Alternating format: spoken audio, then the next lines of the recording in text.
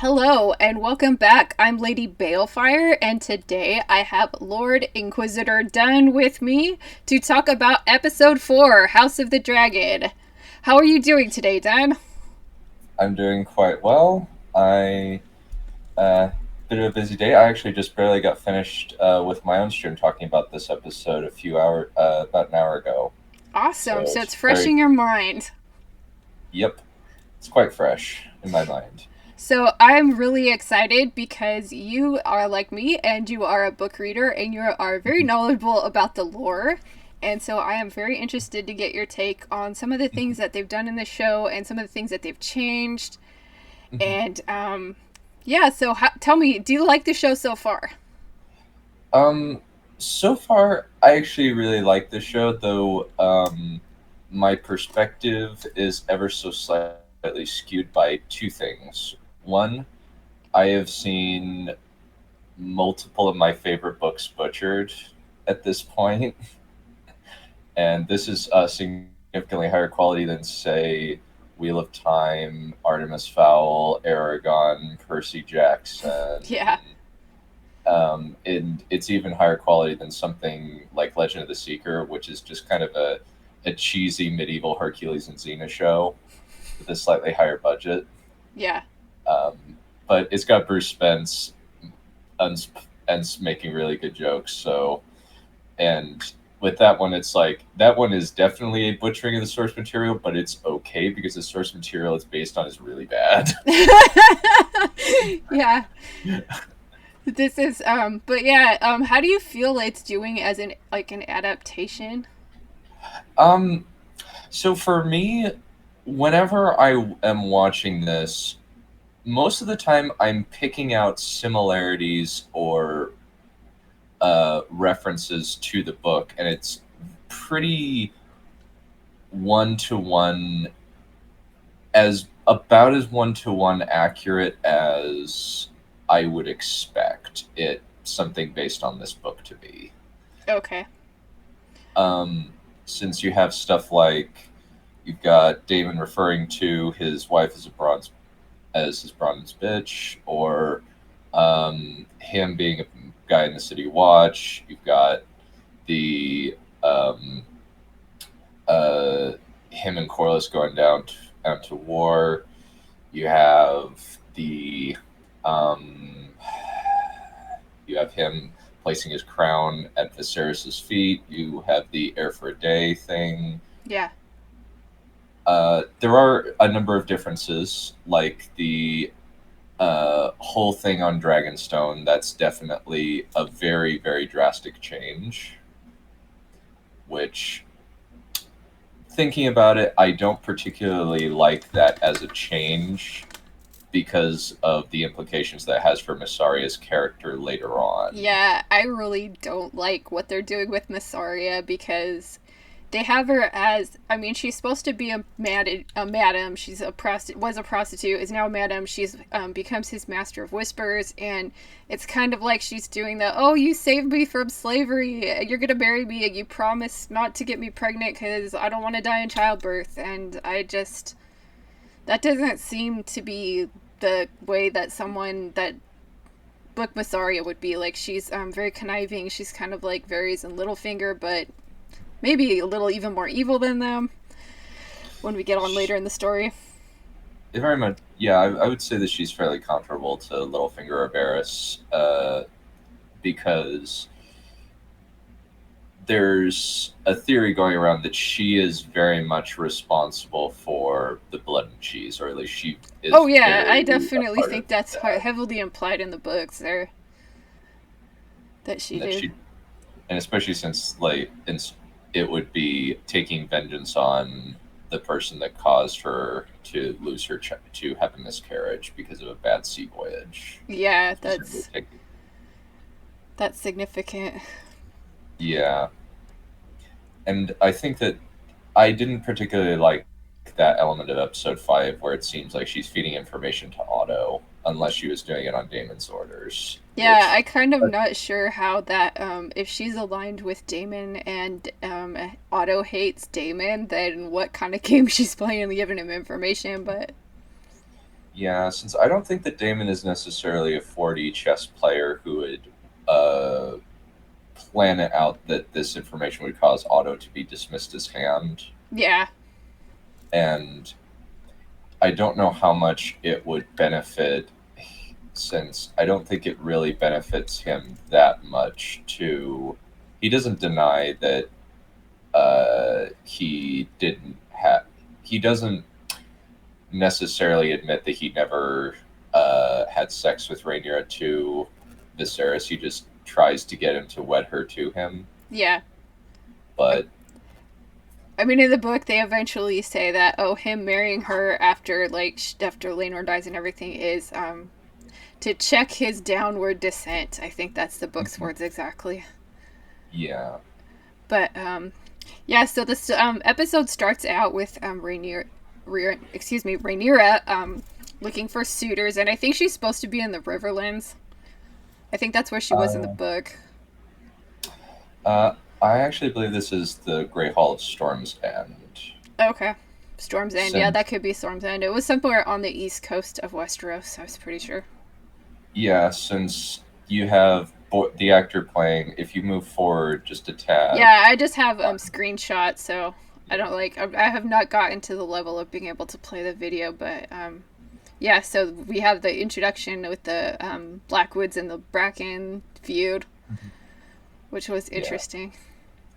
yeah, and the little boy ends up shanking the guy. I know. I was like, wow, that's crazy. I was saying, I was like, oh, that's surprising. And then she goes back on to advance this, and then she ends up coming back and she is on this ship, and I was kind of weird. I thought she might take her dragon out, maybe flex her muscle a little bit, remind people that she has a dragon, and she, is a little bit dangerous.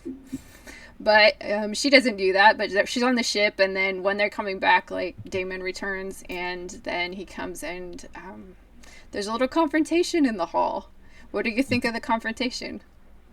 I actually really like this because it reminded me of the moment where Barris kind of I guess a diametrical parallel with Sir Barristan being dismissed Oh from the yeah, King's Guard, where Damon throws down the crab feeder's hammer and says, "Add it to the others," or "Add it to the chair." I like that as a scene.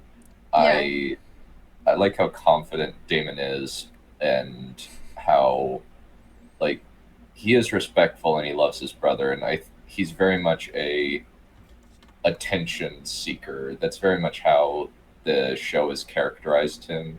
yeah, It's it's definitely rather different than in the book, where it kind of seems as though he's a little bit too much for Viserys to handle, and he says, and people to keep complaining to Viserys, "Get him out of here! Get him out of here! Get him out of here!" And Viserys just goes, "Hey, go deal with pirates and the stepsons. yeah. Go He kill them." gets that way. Since What did you think about his haircut?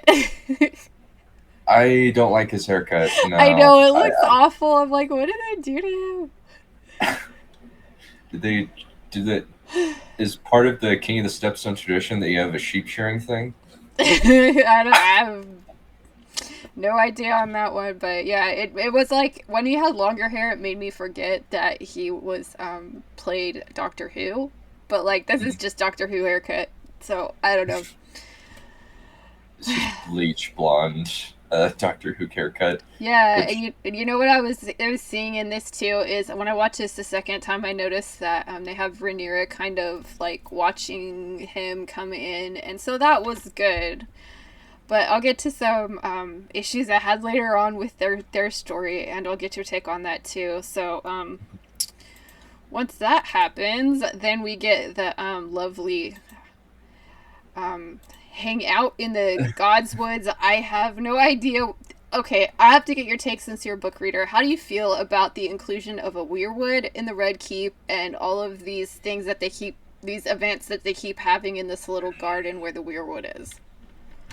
um, it is definitely an inaccuracy, but it is not an impossibility. Not a possibility. Are you on team like there could have been a weirwood there at some time? No, I don't believe that there was in the book chronology. There was never a weirwood in King's Landing.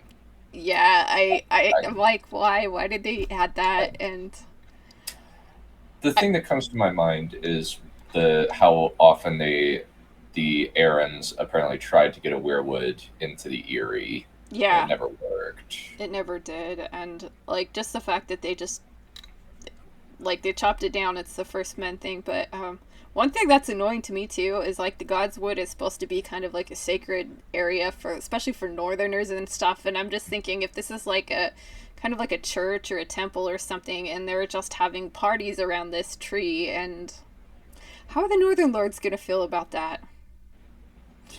Yeah, that might be something that the showrunners didn't quite consider. I'm down to concede that that's probably not a good idea that they put it in this particular area. I'm hoping I that think they it's. Oh, no, go for it. Oh yeah, I'm just hoping that they didn't do it just as fan service. They're like, here, have a weird world. But I actually kind of agree with you on that one. That it's just kind of fan service. yeah, It's it's not an impossibility that they would import a weirwood down south, um, but it's like just what's the point? Northerners don't generally come down that far south. yeah, and the Valyrians don't worship the old gods. They don't really even accept the seven completely. It's kind of for show, and I was just like, okay, that's weird. But yeah. So what happens in this scene is we have like Viserys there, and they're kind of hosting Daemon, and then we get this conversation with Alicent and Rhaenyra. And what's your take on how they're portraying their relationship in the show? Because in the books, Alicent is 9 years older than Rhaenyra, so I don't know that they'd be as chummy as they are in the books. But how do you feel about that? Uh, they are definitely portrayed as far more antagonistic, even to the what even during Viserys and Alicent's wedding feast, they're pretty much just antagonistic forever afterward. And Alicent is far more pushy of Aegon. I think that they have definitely tried to make Alicent more sympathetic to try to make the Greens less um, abjectly evil, Yeah, and that there's a little bit more shades of gray as they perceive it. There's an element, I think, whether intentional or not, of Ramesses and Moses from The Prince of Egypt yeah. in here, which I would say is the definitive Exodus uh, adaptation. Um, Ten Commandments fans can come fight me. I don't care. No, I'm a book reader on that. I've just read the book for that. I've not seen Prince of Egypt, but yeah, I think that's where I've been reading the Bible as part of my like literature thing. But yeah, I Okay. kind of think it's. I think that they've always tried to force this kind of relationship that they have, and I think it's really weird now, especially because they can't decide if they want to like portray her as they're still friends or she's the queen and she's the princess, she's the stepmom. Like I kind of feel like they just didn't really know what to do, but they want to have the women supporting women thing. Like in this thing, they're talking about, oh, I'm just going to get married off to whoever again. And again, we get one of those conversations, and I'm like, I personally am kind of sick of hearing about her complaining about this. I mean, I wish she was a little bit more proactive and more, like, better at playing the Game of Thrones. Like when I was talking to Alex about this, I say like we can compare her to like Sansa. Like Sansa starts off really naive and she has all these kind of dreamy ideas, and then as she's around King's Landing more, she starts learning how to play the Game of Thrones. I was kind of hoping that Rhaenyra would have the same kind of transformation. Like maybe she's getting a little bit more savvy about this. What are your feelings on that? I actually would agree to a certain extent that she is not learning very well and she's very obstinate. I think that part of that is within her character from the book, but due to the fact that it doesn't necessarily focus on her as a character, more as the sequence of events that leads to the Dance of the Dragons, Yeah. at least in the book by comparison. They definitely took way too many Aladdin references out of for the construction of Rhaenyra's character. I think Oh, what do you mean by that? the kind of just the trope of the princess who doesn't want to get married. Oh yeah.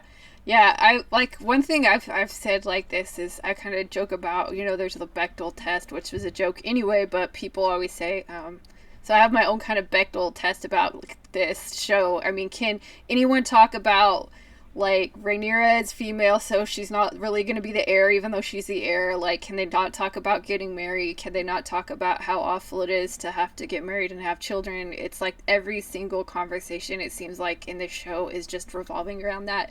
And I'm just, this is like, it seems like a lot of people say this show isn't woke, but I feel like it is, but it's just like it's hitting you with a stick instead of a club. So like this conversation, they're complaining about, oh, I'm gonna have to just go off and get married and I'm not gonna be powerful. And one thing that annoyed me with this episode is like all these guys are coming up to her and it's like, I could give you this castle and I could give you this and that, and I'm like, how is that even an issue? You're the heir. Like, they're gonna marry you and you're gonna live in the Red Keep. Who cares what land and holdings that you have? Like, it just seems really silly. Mhm. I definitely think that there is not really enough focus for Rhaenyra on the other things. It seems as though she would probably have. They might be trying to intimate that she is still not over her mom and what happened with her mom, and she doesn't Mm-hmm. want what happened to her mom to happen to her. However, considering the fact that she seems to like having kids later on, Yeah. like at least if they follow the source material, she pops them out like Yeah, she has like six crazy. kids, right? She She has has seven actually, like, yes. because the daughter died. Uh, no, No, you were correct the first six? time. No, six. Yeah, Yeah, six kids. yeah, yeah. Six, including the miscarriage, carriage Yeah, of the stillbirth, final which, daughter. yeah, the daughter. Yeah, that's just really crazy. Yeah, I kind of feel like there's something missing in this. Like, I was gonna save this comment for later, but it seems like they put a lot of emphasis on the marriage part and this prophecy part. But it's like they're always talking about this prophecy, but it's like, come on, she needs to learn how to rule before you can worry about this prophecy. So I'm just like, okay, interesting creative decision there. Yeah, they haven't quite done enough to make me believe that she will be a competent leader. And technically, she's not She terribly is, yeah, competent, she's even when not you very wish good to at the speak. job. So, No, and her rule is definitely impeded later on by Tywin Lannister absconding with the entire royal treasury. yeah, that definitely happens later, but that's when she finally takes over the castle. But, so after this little, their little get together in the pseudo God's Woods or whatever they're calling it, she ends up talking to Damon. Now, I went back and read this part about Damon, and, this is a big episode for her and Damon in this episode Mm. of the show. And I don't know. How did you feel about the whole thing that they do with the orgy and all of that? Like, was that just enough to like pull your hair out? Like, what did you think? Um, so for me, I was just, well, for me, I was like, oh, okay, it's what happened in the books. It's just compressed. You're like orgy. It's a great first date idea. Yeah, like take the Yeah, girls to an orgy. They'll love that. yeah, yeah. It is a terrible idea on paper, and it seems as though he's trying to push her buttons, but he pushes the buttons that he apparently was pressing them blindfolded because he pressed the wrong ones. I know. I really hate in this show how they're like making Damon out. Like, I mean, it tells like there is actually a solid paragraph of like strong sources, like, no, there's no contradiction on this, that he had been really friendly for her for a really long time, and he was always kind of like the cool uncle. He was like grooming her, really. and Hmm. and I think they could have done that so much better in the show. And you know what? If they did that, if they showed that in the previous like 3 episodes, if they maybe highlighted a little bit more in this episode, I don't think we would have needed that orgy scene. Because I felt like that was just completely just it. What did it do? Did it like advance the story? Like, did it give us new information? What did it do?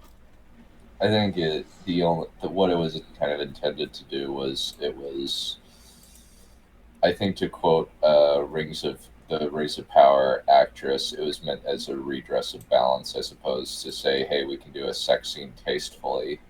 I don't know Uh, if I would call that but tastefully. I mean, when I caught it in there, I was watching it again, and it's just like it's an orgy. Like, why do I did watch the end, and a lot of people say like don't watch the director's commentary, but I do because it tells me what their motivations were, so I'm not sitting around here thinking like, oh, maybe they did this, maybe I can give them the benefit of the yeah, doubt.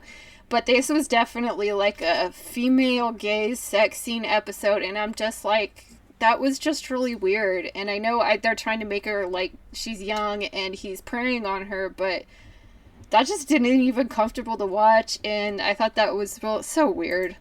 But yeah, so there's another lore change in this, and maybe this like bugs you as much as I do. But Damon sends her this map, and it's I'm assuming that she's living in Maegor's Holdfast, which is where all of the royal family usually lives in the Red Keep.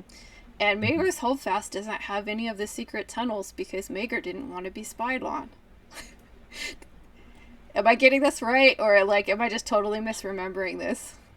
I actually recently reread that just for the. Because I don't think there were tunnels like in this area. If she's in Maegor's, there shouldn't be tunnels. I know that he would smuggle out of her rooms dressed as a page boy and take her secretly to the brothels on the Street of Silk. Page 336. It doesn't say anything about any secret passages.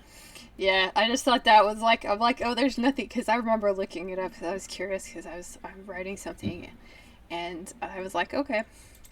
But after that happens, and then yeah, there was this scene too, and yeah, what is your take on the scene with the actors and they're coming and they're just saying, well, we don't want Rhaenyra to be the heir.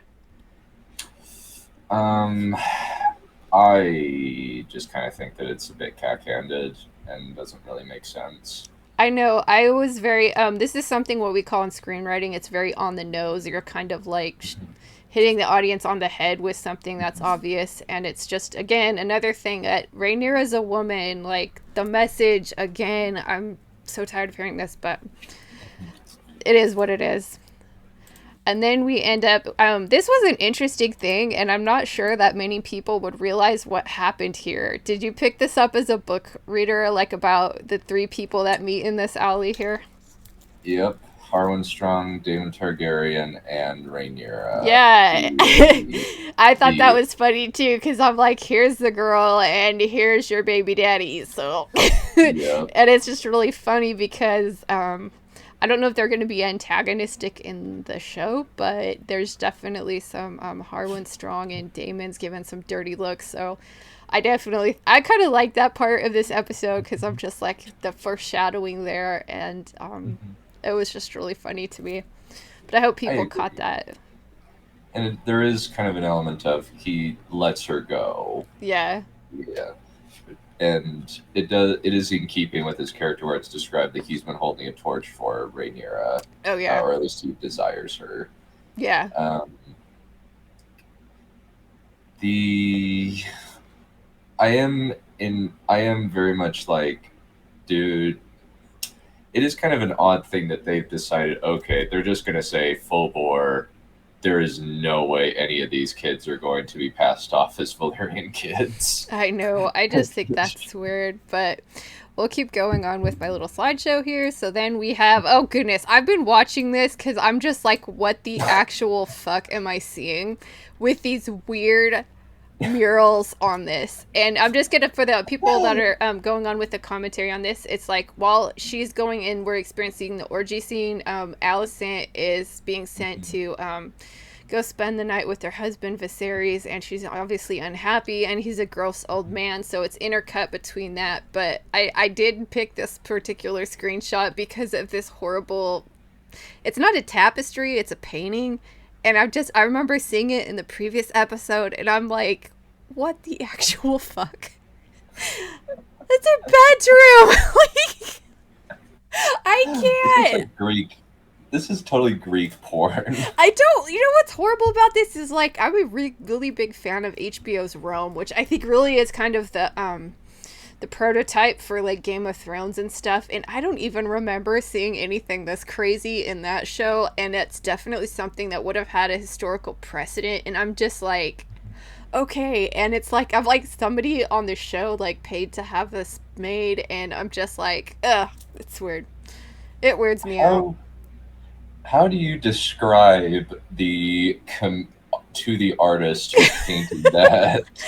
I want this specific thing. I want I know, it's this weird. guy standing up It's like with I need to his. have like it's a train. It's kind of like a human centipede, but like there's two girls and doing this, and there's pegging and scissoring at the same time. Jesus, it drives It's me crazy.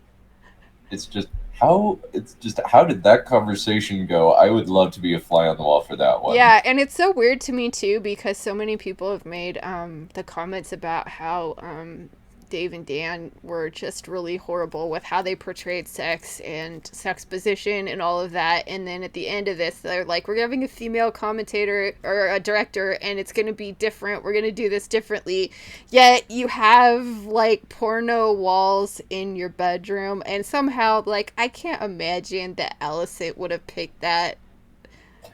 Probably not. No. And I mean, it's her own personal chambers too. It's not the stuff she shares with the king. So maybe I could understand if it was like the king's room. I don't know. Like, it's so weird. I gotta change this screen. I don't want to look at that. And then, of course, we have the brothel scene.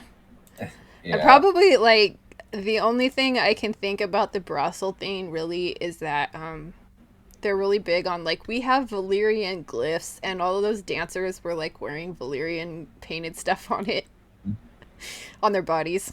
And I'm just like, Mhm. okay. But yeah, so you know what's interesting in this is, again, we have Daemon, and once again Daemon can't get it up, and that happened I think in the first or second episode too. So I'm like, what First are year. they trying to do with that? Like, because it's kind of like, I, I always got the feeling he was a bit of a ladies man. the main thing about Damon that we hear about his exploits is that he sampled pretty much every whore on the street of Silk during his time as Mm-hmm. um, uh, Prince of the the city, commander. like gold cloaks commander. Yep, and he was basically like Matt. In that, whenever he gambled, he always had more coin than when he left. I was like, Matt is nice to the ladies. Like, don't take Matt down. Yeah, and it does say that this was a neat little Easter egg that I noticed where like he apparently took a special pleasure in deflowering maidens. Yeah, I They remember kept that that in the part in the show, book. and he does have several ladies, and he does have Miss Saria as his favorite, and then he gets with Lena Valarian, Hmm. and eventually with Rhaenyra.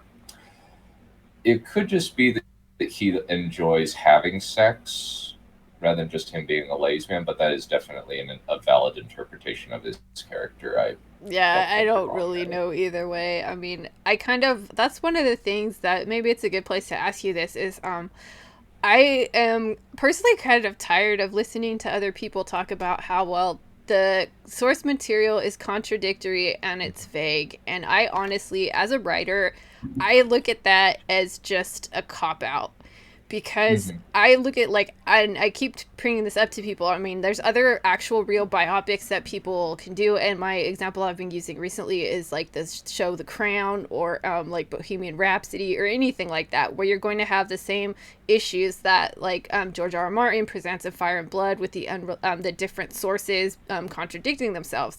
And I would say, as a writer, if your source material is vague or if there's contradictions, you have to like just pick the proverbial lane and just make some decisions about how you're going to characterize these people. And I'm just wishing, like, I wish they'd stop like going back on that and just pick a lane. Like, pick, is this like, are you going with Mushroom, are you going with Eustace, are you going with somewhere in between? And when I watch the show, I feel like the writers themselves don't really know what they're doing. Like, how do you feel about that? So I have made that argument and before, and I have kind of said it in the past. I'm giving these writers a measure. I have said that I'm giving them a measure of leeway because of the source material, and they're trying to have to pick something. It does seem as though they fluctuate between the two sources. And I mean, it's fine That's because I quite a think bit. honestly, in the But end of the day, it's probably something between the two. It just seems that the writers, I'm sure, themselves aren't really sure of what direction they want to take the characters. Like they're trying to just somehow thinking that you can be vague. And to me, that doesn't work because you're trying to present something definitive. And it's just something that's just like wearing me down, I guess, with how I enjoy the show. I would say that that is a fair response. Um, I have a similar problem to with prequel defenders, like the Star Wars prequels, Mm-hmm. where they will say, "Well, you can infer X, Y, and Z about this character's decision," or say that, "Oh, Padme just finds Anakin cute because she laughs at his advocation for Nazi dictatorship," Yeah. uh, and it's like bull crap. No, it's just no. He is just a sociopath. Yeah, There's that's no kind of how I privilege. am. It's like I enjoy the prequels a lot, but like I can't really defend like the storytelling and some of the logic issues with them. Yeah, and so I can definitely see that that would be very frustrating.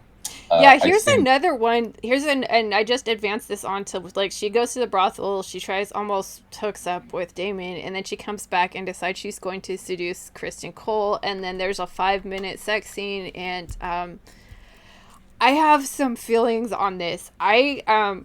I'm pretty sure like when I went back and read the book again and I have it open here, it's like everyone agrees that something happened between them, whether it was like she tried to have sex with him and he spurned her, or he tried to get her to run off. I just think like I'm pretty sure that whatever happened, like I don't think they actually hooked up. Like, what was your take on this? Because I think this is going to have some pretty big implications because Kristen Cole is going to defect to Camp Allison and pretty much become her chief defender, and he's going to crown Aegon and become known as the Kingmaker. So how did you feel about this? Um, so I will admit that I have been slightly primed for this because have you heard of Preston Jacobs? Yeah, Okay. So one of his, I like just a theory that he has that sometimes he will just come up with wild ideas.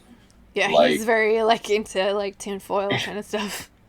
yeah, that Rhaenyra's first, because Harwin Strong was severely injured before, during the wedding thing, that Kristen Cole might have been the dad of Jaehaerys, or Jake Harris, the oldest of her illegitimate sons, and Yeah. that I personally don't buy that Yeah. since it was before.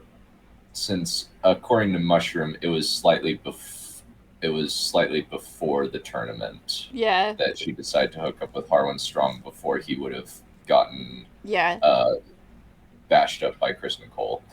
And I guess is that if they're putting like if they're saying that there's definitely something between her and Kristen Cole, like that to me has two implications. There, if I mean, if she ends up going and getting with Harwin Strong and that works out, when I first saw this, I thought, are they trying to replace Strong with Cole? But then I was like, well, I better make sure they cast the Strong guy, and then he is cast in it, and I'm like, okay, maybe that's not it. But I really hope they don't kind of make her look like she's just sleeping with anyone because she wants to or something like that. I think that's kind of backfire if they're trying to do the whole like present her in a feminist way or something like that. But I'm just more worried about the implications it's going to be because I mean, it does.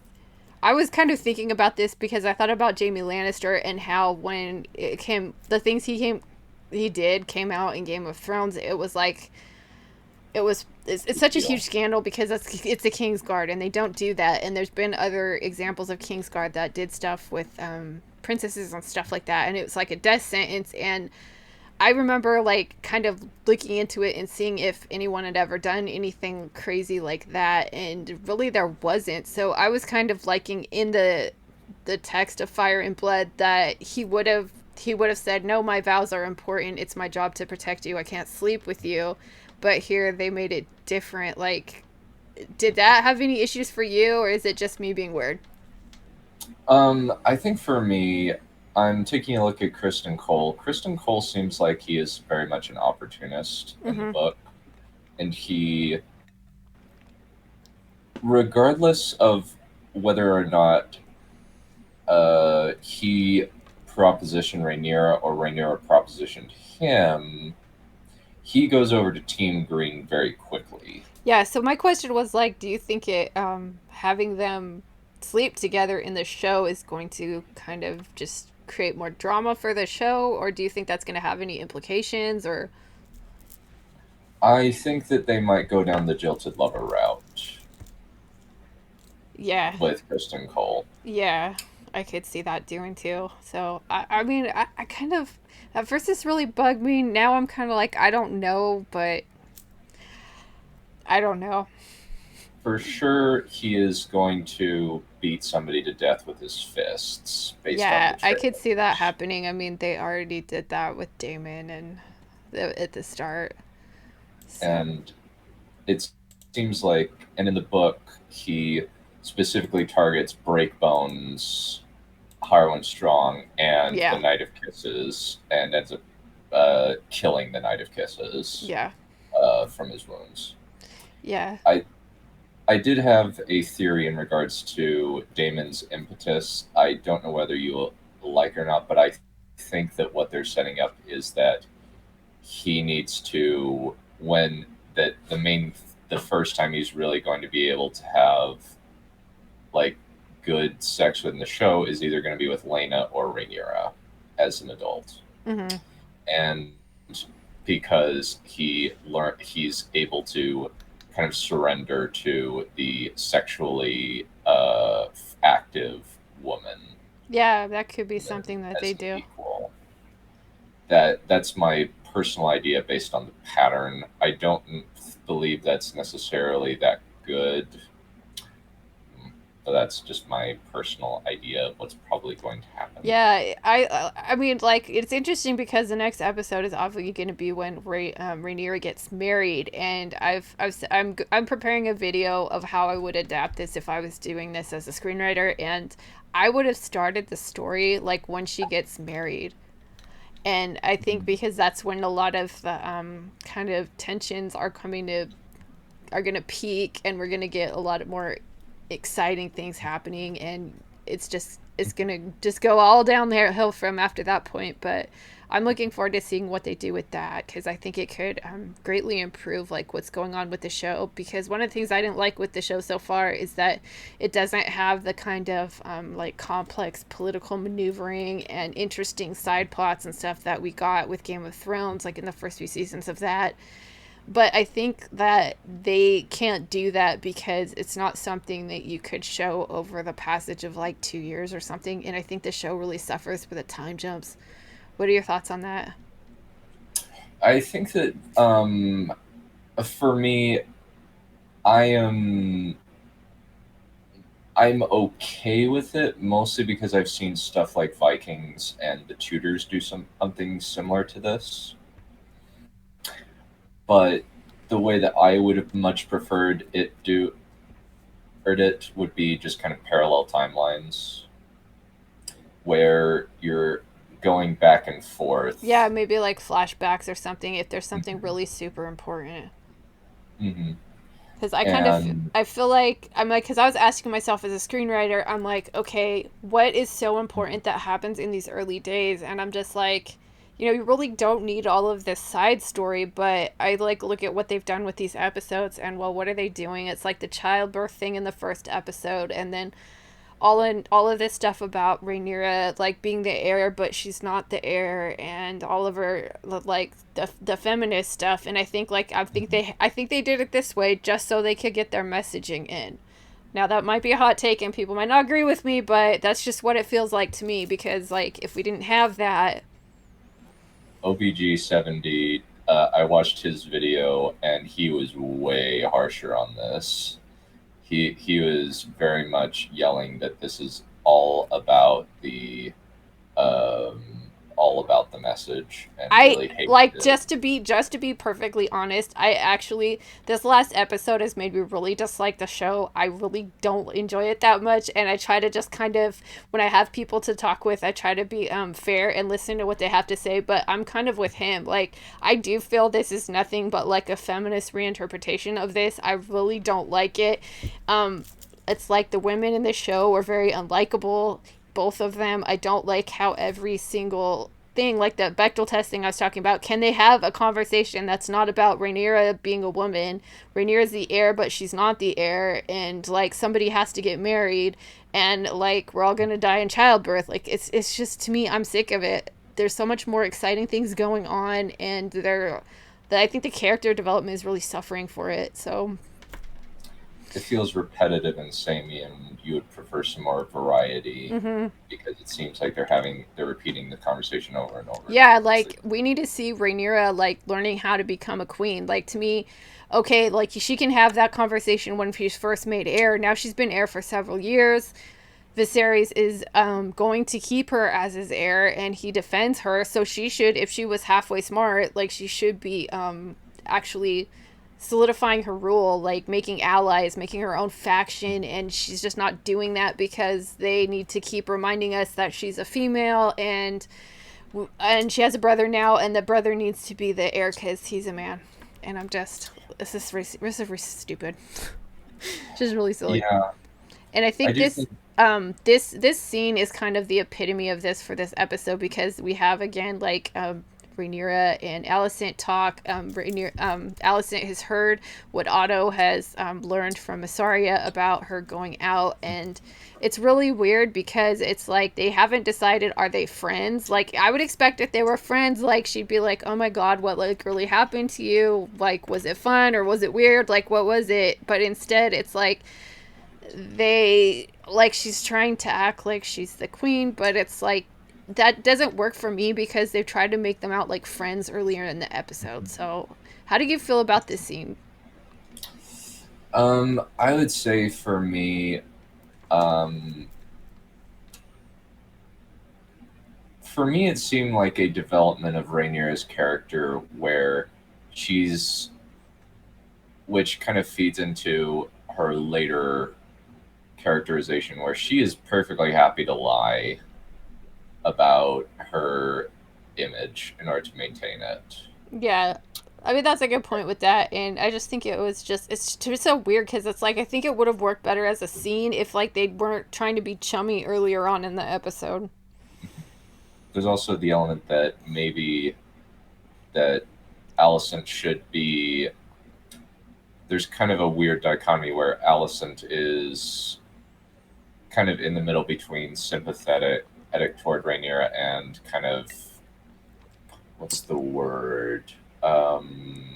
Prosecutorial, Yeah, I it's guess like is the she's best kind of word. like she doesn't know if she's the mom or she's the friend or the stepmom or Mhm, the queen or mhm.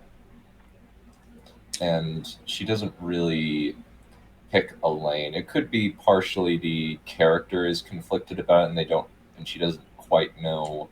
how to do it. That's my best faith interpretation of it. Yeah, it's always hard to say because you don't know what their intentions of. But I'm just like I'm getting like kind of tired of this kind of. I think like, if they would have just kept her older, if they wouldn't have tried to make them friends, if they wouldn't have intimated early in the first episode that they were even more than friends, I think this would have worked a lot better. But it is what it is. So after this, we get the they get the hauling Damon in front of Viserys episode, and how did you feel about that? Um, I would say that this was definitely a time where Viserys shows his teeth a little bit, and Damon does. It is accurate to the book, but it seemed more like Damon was propositioning as an equal Yeah, as opposed to as a criminal who's brought in and is kind of desperately trying to salvage something. yeah, I thought that was weird how they showed him like before this, like he wakes up in some filthy hovel, and I mean, I can't think. I mean, there is actually a good comparison to this with Tyrion when he shows up. Like he's always out like whoring around, and it's like I don't really think he even had that kind of like crappy accommodations except when he goes back to Essos or something. So I'm just like, why is the guy who's like the prince of the city, who's Mr. Big Shot, why is he sleeping in some dirty hovel and not like the nicest room at Chataya's or something? Mm-hmm.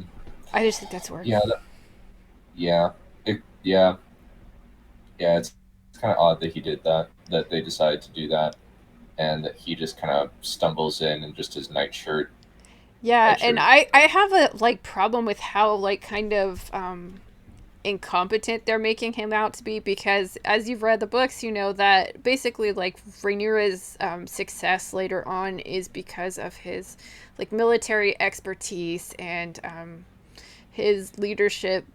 Basically, it's him like that he's controlling everything for her, and Mm-hmm. I think I think it's actually like Damon's not being completely crazy like in the later parts of the Dance of the Dragon that keeps like more people from getting killed and stuff. So I don't like that maybe they're showing him to be so kind of out of control and like just unable to get his shit together in any sense. I don't like that, but do you have any feelings about that or Um, there's definitely an element that they are trying to put more obstacles in Damon's way than there were in the book, because the War in the Stepsons is basically a cakewalk. yeah. Um, and with him and the dragon egg, there's more of an element of he gets angry. Well, there's probably an intentional mistake there because he broods over the succession when he hears about his uh, what his paramour miscarrying versus whipping the guy to death for when he hears about Alicent Yeah, and that the was sickness. a change I wasn't happy with, but I can definitely agree with that. I wish that was something there because I think that would have been a good scene and good characterization for Damon. I do agree that there's kind of an element of he seems to be more self sabotaging in the show than he is in the book. yeah, like he seems like he seems in the books to have like at least like some kind of ability to kind of play the game and kind of plot behind the scenes. And I was like I wish they'd take the little like nuggets of information you would get like if I had to do this episode, I would go back to the text where he's like kind of like buttering up Rhaenyra, and I would have emphasized that more than like the weirdness with the orgy and stuff like that. So we could work on like actual character development versus just kind of crazy visuals. Or I think that they probably wouldn't like to do that because they would have.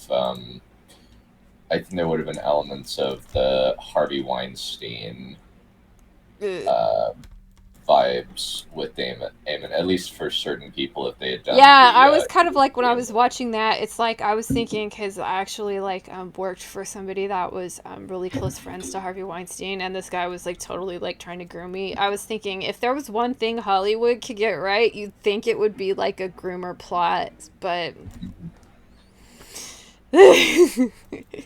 Yeah. but yeah, so they didn't do that. We got the orgy instead, and this is something I wanted to talk to you about because it Mm-hmm. involves lore. Mm-hmm. So the part with the dagger, and this goes back. They've mentioned this in every part of the episode where they're making like the Song of Ice and Fire, like some big prophecy one. Really, that was the only thing that about that happens with Danny's House of the Undying Vision. I think that's in book Mm-hmm. 3, if I'm remembering that right. Two. Book 2, yeah, okay. Um, and and to me, like, that made sense to be like Rhaegar's vision because Rhaegar is a musician and he's literally making a song for his newborn son and he's talking to his wife and she kind of Danny sees that, so it's like he would have a song because Rhaegar's a musician, and so when they're talking about a song of ice and fire, like, what does that even mean to these characters? I really hate how they butchered this lore. I hate how they made like the long night instead of like historical fact that happened in the universe. It's a prophecy, and it's a prophecy that drove the Valyrians to that. It's like a weird retcon. It's made me really upset like about it. So what? How do you feel about this whole thing? Because I feel like I'm just here being crazy. So Hey, no worries. So this is my perspective. I have been slightly primed for this ever since Fire and Blood came out mm-hmm. because uh, you have the you've had there's some little intimations in both the World Book and Fire and Blood speculating on why Aegon did this. Did he read something in a book or something? George R. R. Martin also said this in interviews. So I think that titling it "The Song of Ice and Fire," I don't particularly like that. Yeah, that's really on the nose. Yeah, I think that it is fine that Aegon had a dream because that spurred him because before Aegon, the Targaryens didn't really interact with Westeros very often. Yeah. There could also be there's a bunch of different factors, like Harrenhal was just barely completed at the God's Eye, and that might have been him saying, "Oh, he's next to the God's Eye. There's magic there. I gotta kill him before he accesses the magic at the God's Eye." Yeah, I mean, there's so many different like interesting like conspiracy theories about this. Like the my personal favorite is that the Targaryens actually caused the doom, and that maybe Dany wasn't even a dreamer. That it was just something that they made up because they actually maybe like bought off the mages that kept the 14 flames in check, and once they got out of there, they kind of maybe played the faceless men or something. That's like a whole conspiracy theory, but one thing that like somebody else noted with the dreams and stuff, and I thought this was really interesting because when I look back in the text it was the same, but as we get closer to having Daenerys get born and stuff like that, the people who are dreaming these things about the dragons coming back, like the dreams get more detailed. So I thought that was interesting in the book, but I also thought it was interesting in light of this show because part of like the like that kind of prophecy kind of, I think that I don't think it says anything about dragons coming back, but I think that was part of the dreams that people were having, was that the dragons would be reborn. So when I started thinking, I'm like, does that make sense at this point of time because there's like a million dragons? So what do you think about that? Like, Mm-hmm. Like in terms of why not just go to the wall with a bunch of dragons? well, in Or terms of like the dream prophecies that people have is that if I remember this correctly, is that that like they're going to bring the dragons back, and then it happens with like Duncan Egg like era stuff when in Summer Hall and everyone's trying to hatch the dragon eggs again, and that's what really the dreams were about because they keep dreaming that somebody is there to, like, they put an egg in the fire or something like that and it hatches and then it ends up being Danny, and it's kind of her metaphorical and rebirth in the fire and stuff like that. So I was thinking, like, if they're talking about those kind of dreams and the dreams that they have, and that's all the dreams that we've known in the book so far, like, does it make sense for them to have those dreams if, like, their dragons are already in existence and stuff? Um, Maybe I'm being a little there, bit too nitpicky and maybe they're talking about other dreams, but I kind of wish if that was the case, they would just talk about the other dreams and then instead of like hitting us on the head with A Song of Ice and Fire over and over again. they are kind of trying to pummel us a little bit with the Song of Ice and Fire. I think there's very much a we are not like the old show going on.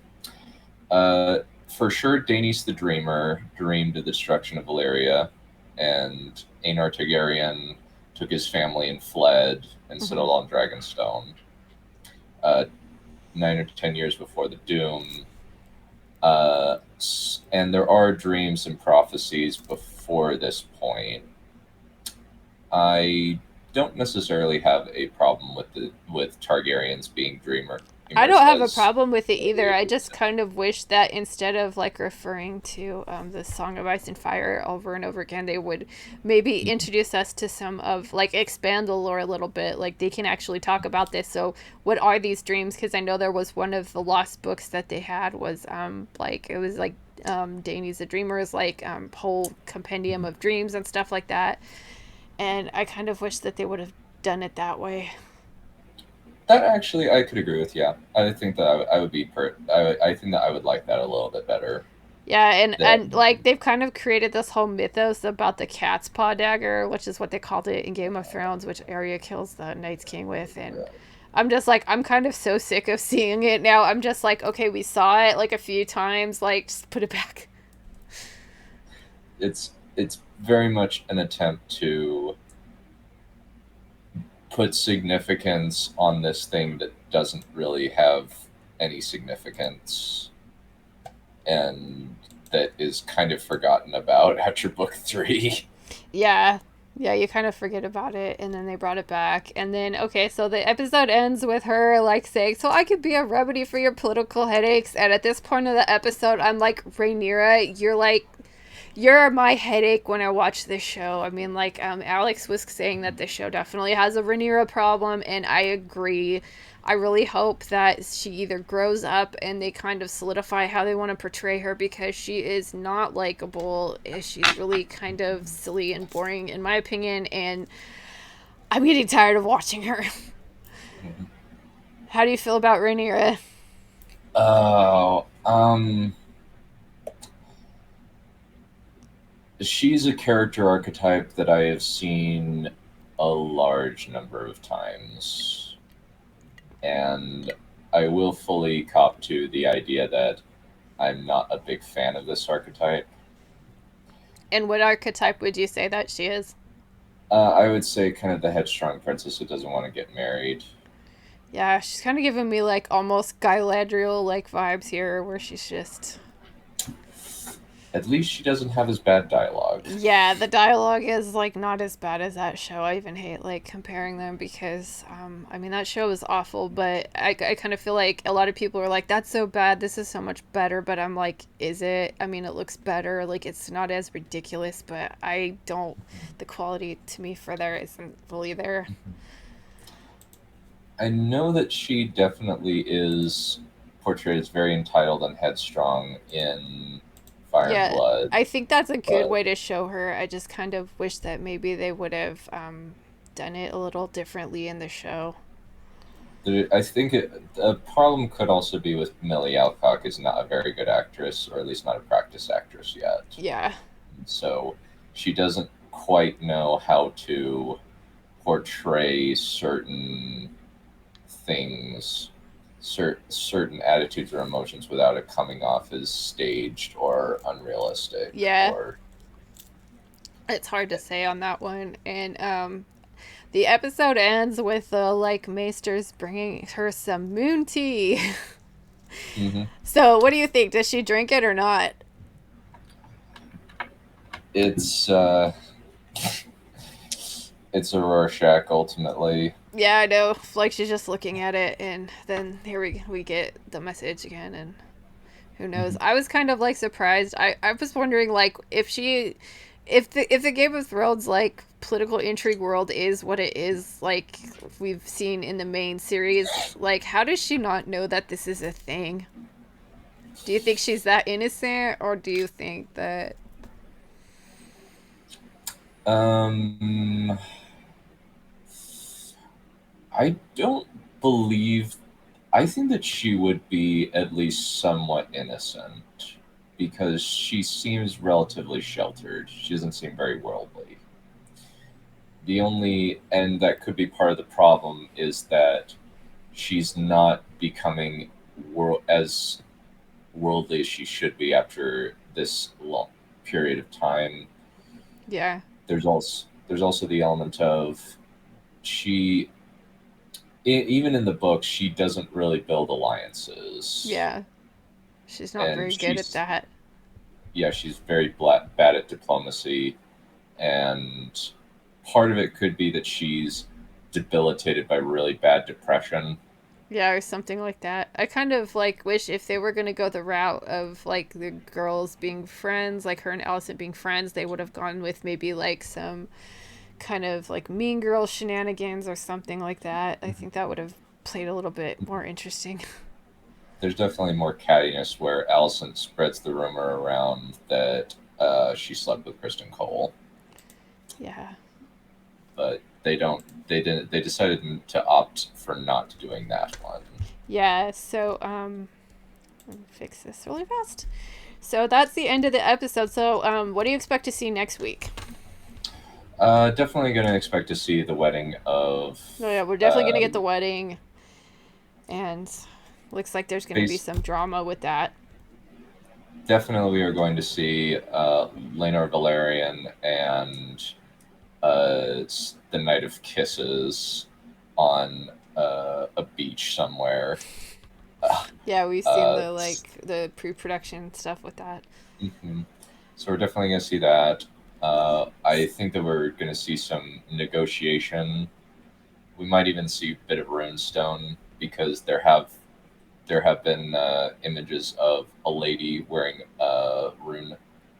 rune or bronze armor, which is probably Damon's wife. Yeah, We why might is she even wearing the armor? It's not. That's some women. well, he is described as the bronze bitch, Yeah, the and bronze because of bitch, the but it's armor. like bronze. You know, like Bronzion Royce and stuff. Yeah, I don't know. It could be. I think in turn that we might even see Damon flirting with Lena. Yeah, we could Yeah. probably get some kind of seeds of that. So, do you have any other final thoughts on the episode? No, I think that definitely this is kind of middle of the pack for me. I liked episode 3 a little bit better because I'm an action nerd, even if the action is a little bit ridiculous. Yeah, I felt And that was you know, at first I was like, well, this wasn't boring, so it's an improvement, but when I watched it again, I'm like, okay, I take that back. I think episode 3 was more exciting. What would you rate this episode? Like out of uh, 10? and, I would say like a 6 or 7 out of 10. Okay. Since and kind of part of me is just looking at it. It could be just that part of me is just I'm looking at it and I'm saying they're being pretty dang accurate in a lot of aspects. They're changing a number of things. It may even be that they're changing important things, but they're keeping a lot of things there.